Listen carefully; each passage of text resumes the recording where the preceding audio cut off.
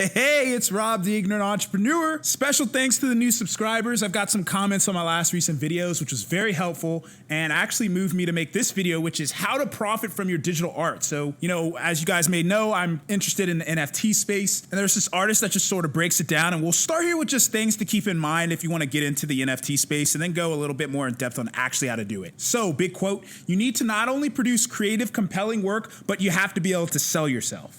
So for Frankie Aguilar, also known as Frankynines, creating and profiting from digital art is nothing new. The one-time graffiti artist turned digital illustrator began selling art online in 2012 and working on the blockchain, the technology behind the new wave of digital art pieces known as Non-Fungible Tokens, back in 2017. NFTs exploded in popularity earlier this year, making some of the internet's most popular artists overnight millionaires in the process. While Aguilar hasn't quit his day job, he's made good money from selling NFTs, selling 60 pieces for a total of 64.5 Ethereum since the start of 2019, which around this time is about 120,000. Now, of course, digital artists across the globe have undoubtedly began to wonder if they too can cash in, but if you're looking to earn cash from new demand on digital art, turning a profit isn't as easy as taking pictures of your canvases and uploading them, Aguilar says. It pays to have some familiarity with the evolving NFT marketplace, the blockchain technology your art is being sold on, and the types of arts that NFT collectors value. So, for people looking to get into selling NFTs, it's definitely about understanding that this is a new method of being able to create revenue from your creativity.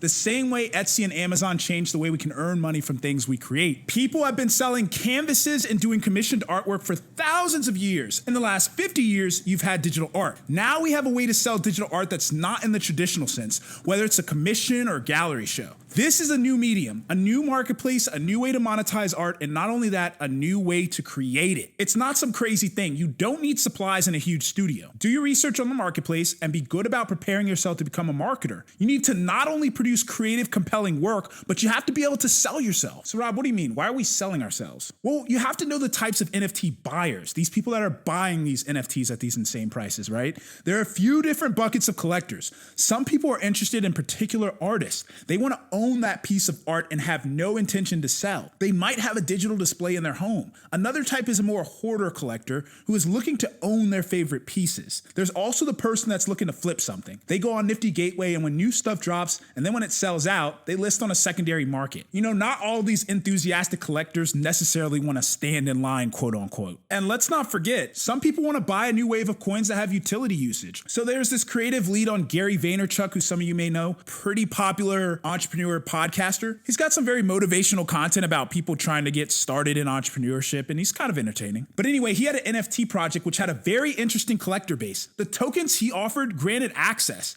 They have utility. For instance, one is a breakfast bat. If you buy it, you can exchange it and he'll have breakfast with you.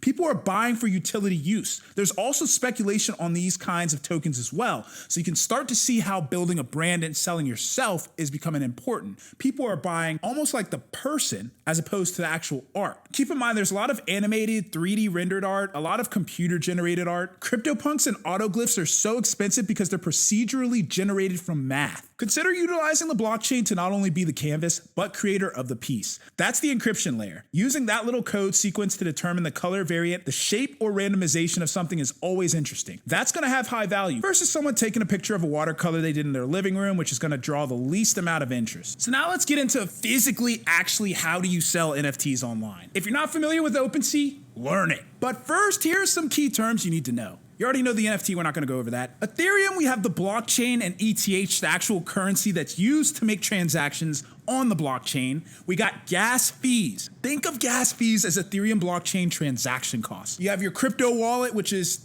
the wallet for your crypto, your wallet address, which is how you get crypto into your wallet, and you have a seed phrase. And a seed phrase is so very important. You don't want to be that guy who has a lot in crypto assets, loses the password to his wallet, and is finito. That's where the seed phrase comes in. It's used to reset the password. And of course, your collection. Now, first to get started, you got to set up a wallet. You need the wallet to store your crypto and NFTs, and OpenSea actually recommends using Google Chrome and installing the MetaMask wallet extension. I'll attach in the descriptions MetaMask FAQs for reference. But once installed, head to OpenSea, click the icon on the top right corner, then My Profile, press Sign In, and follow the instructions in your wallet.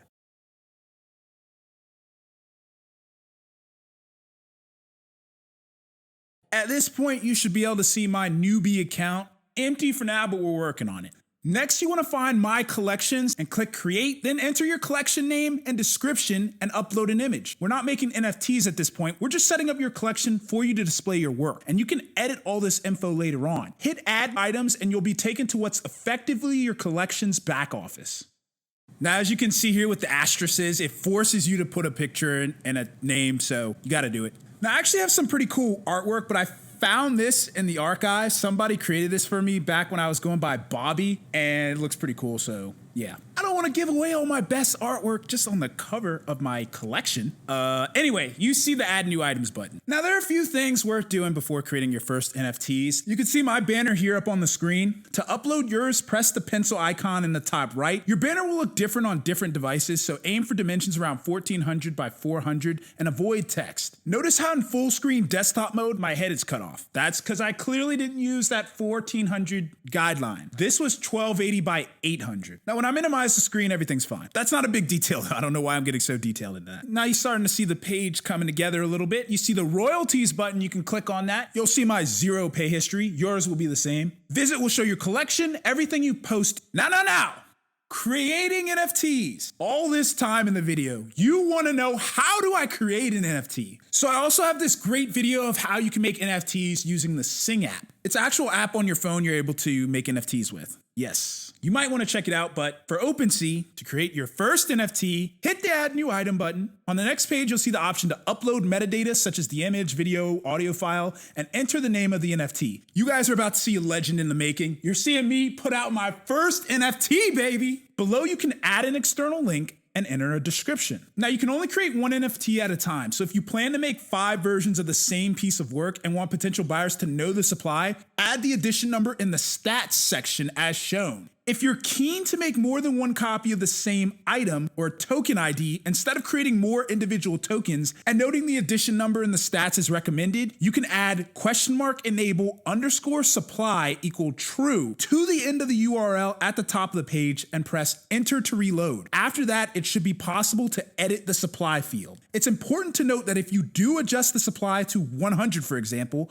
you would need to set up 100 individual sales listings after you created the NFT, with the quantity set to 1. It's not currently possible to list 100 for sale at once and let buyers choose how many they want to purchase, which is why the adjusting of the supply is not yet made easy during the creation process. Now, just fair warning, when you do that thing at the end of the URL, the enable _supply equal true, it's gonna wipe everything that you've done. So you wanna decide on the supply before you add that to the URL if you want more than one. You'll see the properties, levels, and stats on my screen. Now, properties and levels just make it easier for buyers to filter your work when exploring your collection, so you can add them where relevant. An example of the property would be year of the creation, like 2021. And there's unlockable content. So it's possible to add unlockable content that only the item owner can view. Examples of unlockable content include a higher resolution of the file, contact info for redeeming physical items, access keys, and more. And yes, once you're happy, click create. There's no charge for creating NFTs,